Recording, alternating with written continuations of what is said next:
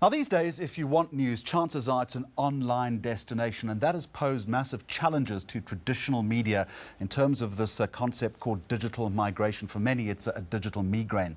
There's also the increasing role that online is playing in reporting the story. Great evidence of that was seen after the Boston Marathon bombings. Well, Scott Rubin is with us, Public Affairs and Communications Director for Google in this region. Scott, a very warm welcome. Thanks for joining us. Let's pick up on this terrible tragedy in Boston. Your brand became an integral part of the whole process. Person Finder, Street View. How did you react? So this is part of what we've been doing since 2005. We have a crisis response page that people can go to if they're looking for somebody, if they know information about somebody, and it's google.org/personfinder. Along with that, we've got lots of tools using the power of maps. So you mentioned Street Finder in Boston. We've used Street View and images that we've had in mapping, making available to first responders since the tsunami in Japan, in Indonesia, earthquakes around the world, and this allows people who are looking to see what it was like before and what happened after the disaster, and helps them plan for the next steps. But it's also becoming an integral part of a newsroom development strategy as well, isn't it? In what respect? Well, absolutely. So, for example, Street View, you mentioned that in Boston. Street View gives somebody based in Johannesburg the opportunity to show images of the streets of Boston before these bombings, and it enhances the storytelling, it deepens it, it helps you feel like you're right there, because that's the point of Street View. You can take a virtual walk down any street where our cameras have roamed. And the quality and the execution of those images is becoming incrementally better, isn't it? Yeah, there's some of the highest definition images available anywhere, and every day we're trying to improve the quality of those images, whether they're for streets of Boston or if you're trekking in the Himalayas. We now have the ability to take a trekker, essentially a rucksack, and carry it up a mountain taking images, and so you can go from through the oceans to the top of the highest peaks now. And obviously the impact on the news product there is fairly obvious for all to see. Let's get to the arm wrestling question if we can. Traditional media could conceivably argue that you're mortal enemies or at least reluctant partners. But whichever way we look at it, this whole notion of convergence in newsrooms is now de facto, isn't it? Absolutely. And I would say that there was a time certainly when we were seen as mortal enemies, but I think those days are long gone.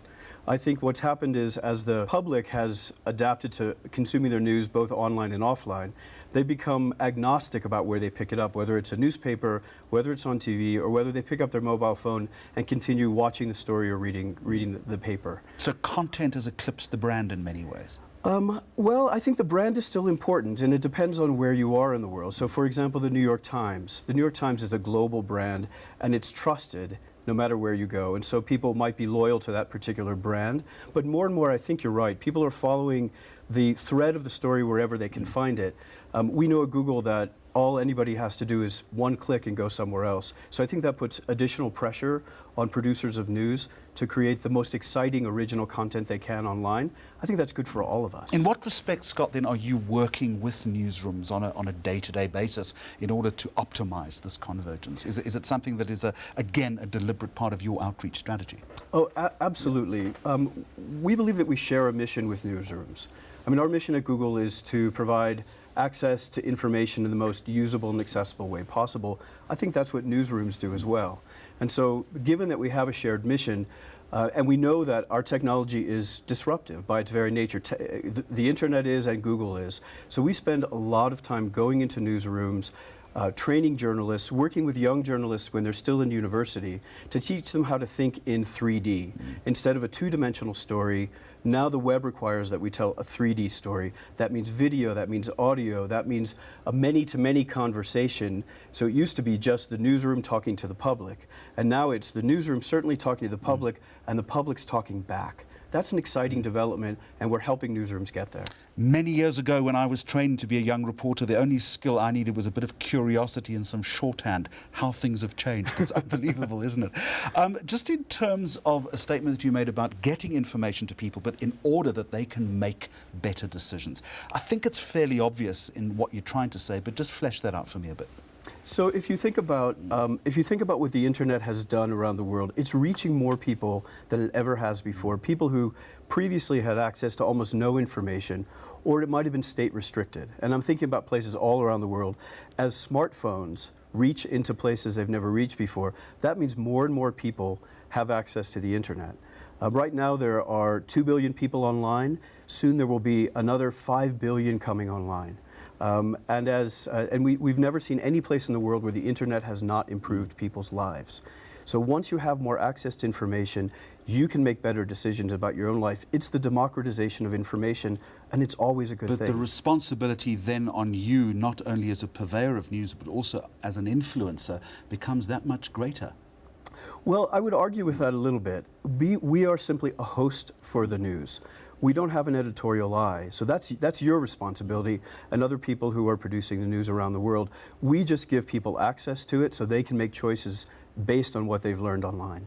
So you'll put anything on that you deem is okay to put on the internet, in other words, or is there some degree of gatekeeping there? Well, so Google is not the internet, although in many places it feels synonymous with the internet. You'd like it to be the internet as well, wouldn't Well, you? I would argue against that, but we can talk about that another time.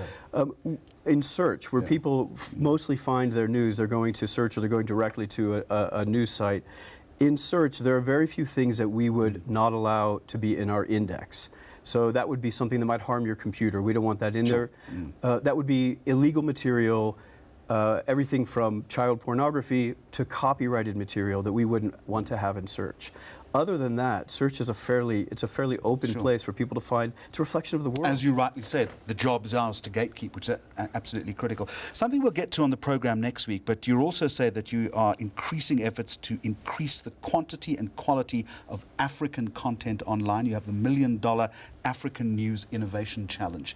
As I say, more on that next week, but give us your view quickly. Why were you involved in this? Well, we think it's incredibly important that across Africa there is more and more local specific content.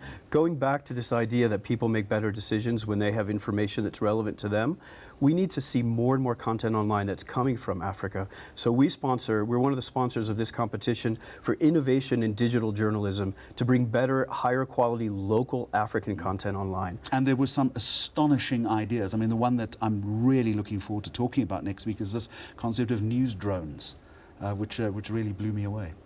Well, you can think of them as cameras in the sky, and the idea again is to provide more information for people so they have access to things they wouldn't have previously been able to see without the web. Scott Rubin, good talking to you. Thank you very much for popping in today. And you can continue the conversation on our Facebook page and also on Twitter. And don't forget my weekly Media Insights column on enca.com. Coming up on the program, a brand new way to sell licorice all sorts and Pepsi's big new Beyoncé campaign.